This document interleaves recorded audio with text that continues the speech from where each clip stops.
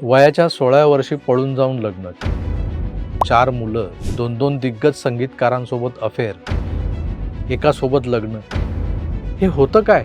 साधं निधनाचं वृत्त देताना आशाताईंची ओळख करून देणारे हे शब्द आहेत. एखाद्या महान व्यक्तीच्या निधनानंतर ही त्याची तारीफ करताय की श्रद्धांजली वाहताय का खेटर पूजा करताय तुम्ही एखाद्याची?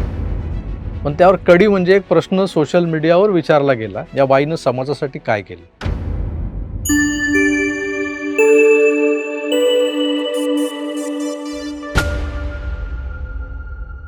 मित्रांनो नमस्कार.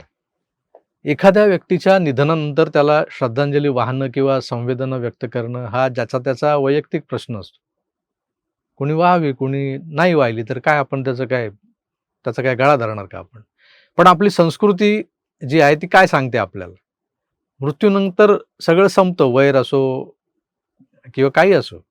त्यामुळे मृतकाच्या प्रस्थानानंतर तरी किमान त्याच्याबद्दल असले काही द्वेष किंवा तिरस्कार असतील तर ते संपायला हवेत. पण दुर्दैवानं आशा भोसले यांच्यासारख्या महान गायिकेच्या निधनानंतर सोशल मीडियावर काही अत्यंत खालच्या थराच्या पोस्ट आपल्याला पाहायला मिळाल्या. आशाताईंच्या निधनाचं वृत्त देताना काही मेनस्ट्रीम मीडियाच्या वेब पोर्टलवर म्हणतात, हे वेब पोर्टलवरती कुठली लोक कुठली पोरं बसवतात, जे शीर्षक लिहितात, बनवतात. अतिशय सवंग TRP किंवा व्ह्यूज आणि लाईकसाठी भाषेचा स्तर अगदी घसरवून टाकतात हे लोक. घसरला होता. कुणाबद्दल काय लिहायचं म्हणजे त्या व्यक्तीच्या आयुष्यातले कोणते क्षण त्यांच्या मृत्यूनंतर आठवले जावेत यावर तरी काही विचार करायला हवाय.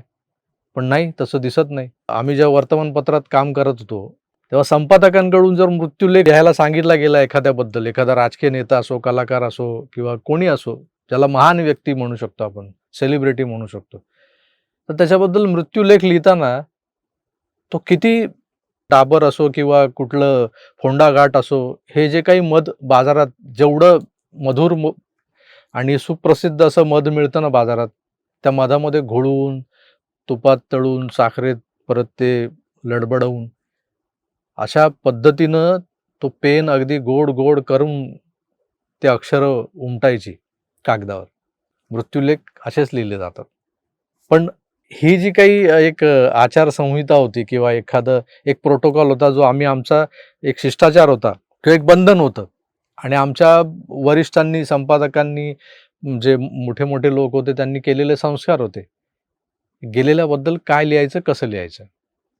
भले तुमचे राजकीय मतभेद होते, ते जिवंत असताना त्यांच्याबद्दल खरमरीत टीका करणारे अग्रलेखही लिहिलेले असतील आपण, काही विशेष लेख लिहिलेले असतील रोखठोक स्टाईलचे.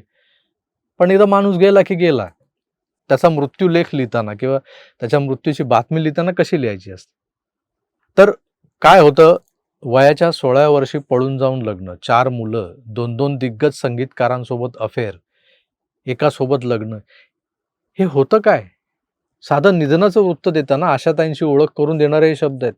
एखाद्या महान व्यक्तीच्या निधनानंतर ही त्याची तारीफ करताय की श्रद्धांजली वाहताय का खेटर पूजा करताय तुम्ही एखाद्याची? बरं, मूलतःच ज्यांना पत्रकारिता कशाशी खातात हे माहीत नसेल त्यांच्याकडून आपण काय अपेक्षा करणार म्हणा.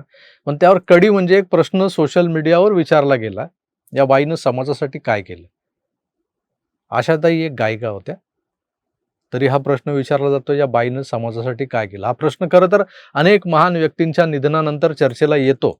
आज आपण याच प्रश्नाचा थोडासा उहापोह करणार आहोत. गाणं काय, संगीत कसं असतं याबद्दल जर ठार अज्ञान असेल एखाद्याला, तर गुगल करून पहा म्हणावं त्यांना. आशा भोसले यांनी आपल्या आयुष्यात 12,000हून अधिक गाणी गायलीत, वेगवेगळ्या भाषांमधली. भारतीय भाषा जेवढ्या आहेत ना, आज 50शीत असलेल्या माझ्यासारख्यांच्या मागच्या पुढच्या अनेक पिढ्या आणि येणाऱ्या अनेक पिढ्यांना त्यांनी आपल्या आवाजातून निखळ आनंद दिलाय. तर दम मारो दम हे गाणं किंवा चुरा लिया है तुमने जो, ही जी गाणी आहे ना, माझ्या जन्माच्या वेळी म्हणजे 70त 74-75च्या वेळेला रिलीज झाली होती. पण ती माझ्या तरुणपणात जेव्हा माझ्या कानावर पडली ती मला आवडली. आज माझ्या मुलीच्या वयाची जी काही पिढी आहे, त्या पिढीला ही गाणी आवडतात. आता पंचमदांनी आशाताईंचा वर्सटाईल आवाज होता, तो ओळखला होता असं म्हणतात. जे हिंदी सिनेसंगीताचा मी थोडाफार अभ्यास केलेला आहे, त्यामुळे जे काही मी सांगतोय ते. पण ओ.पी. नय्यर साहेबांनी आशासोबत म्हणजे आशाताईंसोबत जी गाणी केली आहेत, त्याला देखील तोड नाही. प्रेमातली उत्कटता नय्यर साहेबांच्या रचनांमध्ये आणि आशाताईंच्या आवाजात ओतप्रोत भरलेली असायची. माझं एक आवडतं गाणं आहे, जे मोहम्मद रफी साहेबांच्या अप्रतिम गायकीनं झाकोळलेलं आहे. ये रात फिर ना आएगी सिनेमातलं. फिर मिलोगे कभी. फिर मिलोगे कभी, इस बात का वादा कर लो. गाणं सुरू झालं की त्यावरची मोहम्मद रफी नावाची कमांड जाणवते आपल्याला.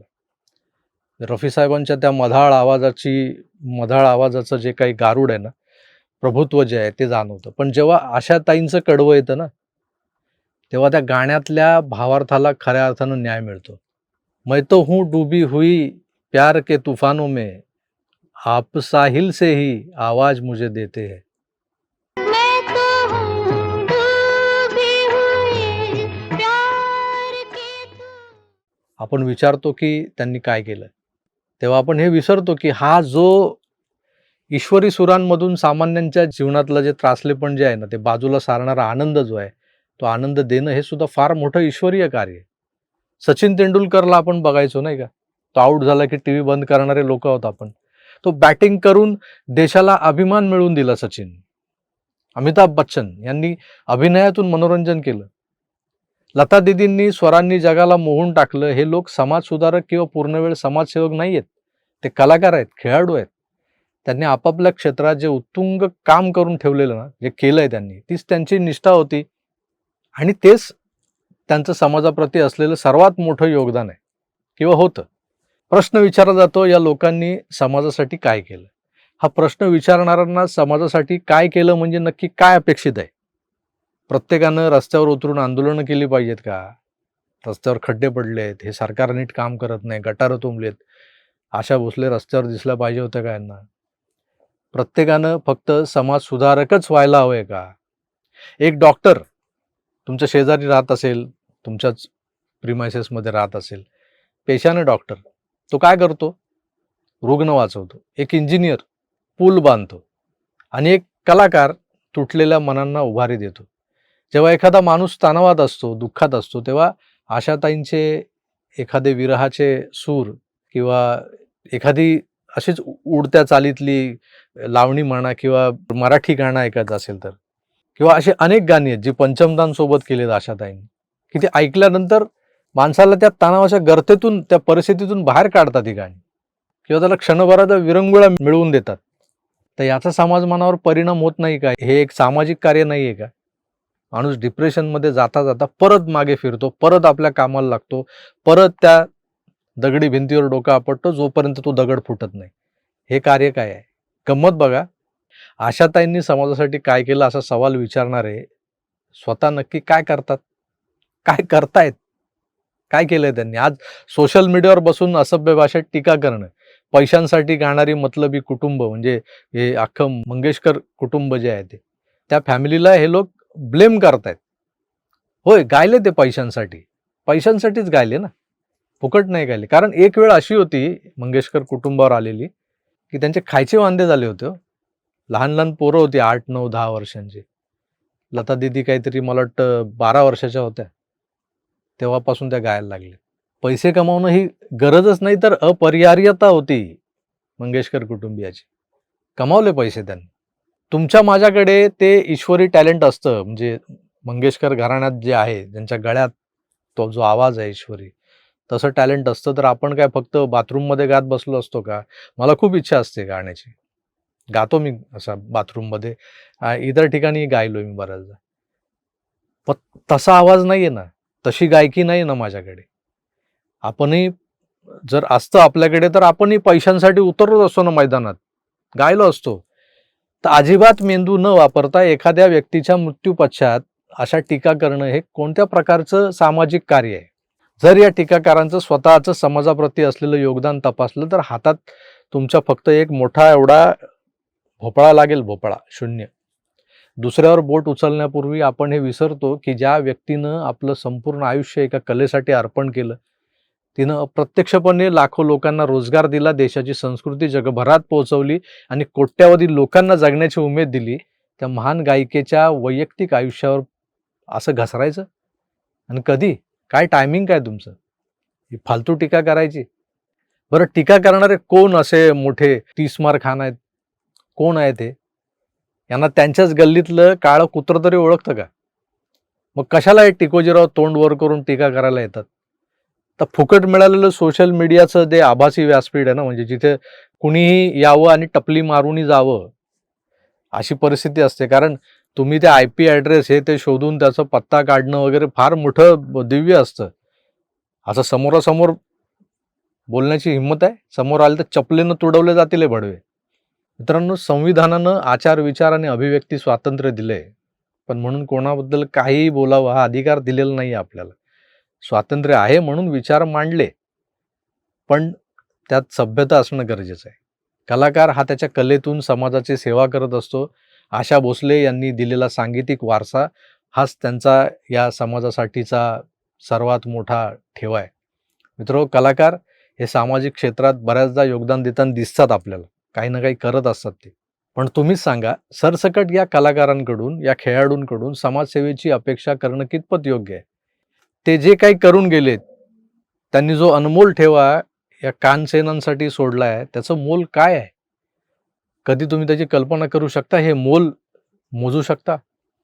पटलं तर घ्या, नाही तर सोडून द्या. मला खटकलं म्हणून मी ते मांडलंय. त्यामुळे तुर्तास मी थांबतो. पुन्हा भेटूच. तोवर आपली काळजी घ्या आणि पाहत राहा आपलं आवडतं यूट्यूब चॅनल आकार DG9. धन्यवाद. नमस्कार. कल भी होंगे यही जज्बा